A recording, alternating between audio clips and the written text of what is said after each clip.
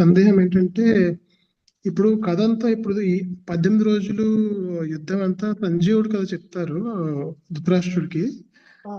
మరి మరి starting Dhritarashtra watch తో ఎందుకు స్టార్ట్ అవుతుంది, సంజయ్ వాచ్ తో ఎందుకు స్టార్ట్ అవ్వదు అని నా క్వశ్చన్.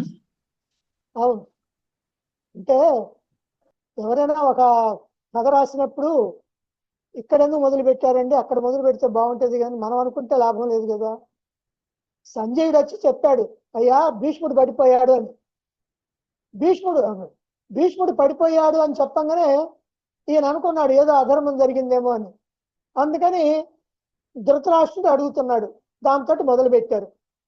అయితే ధృతరాష్ట్రుడితో ఎందుకు మొదలు పెట్టాలి, సంజయుడితో మొదలు పెడితే బాగుండేది కదా అని మనం అనుకుంటాం. దానికి చెప్పాం కదా, మనం కూడా ధృతరాష్ట్రులమే. తనది కానటువంటి రాజ్యాన్ని పట్టుకొని కూర్చున్నాడు ధృతరాష్ట్రుడు, మనది కానటువంటి దేహాన్ని పట్టుకొని మనం కూర్చున్నాం. కాబట్టి మనం కూడా ధృతరాష్ట్రులమే.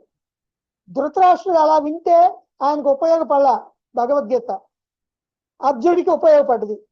కాబట్టి మనం ధృతరాష్ట్రుడిలాగా వినొద్దు, అర్జునుడిలాగా వినండి అని చెప్పటానికి ధృతరాష్ట్ర ఉవాచ అని పెట్టుంటాడు వ్యాసుడు అని చెప్పుకున్నాం.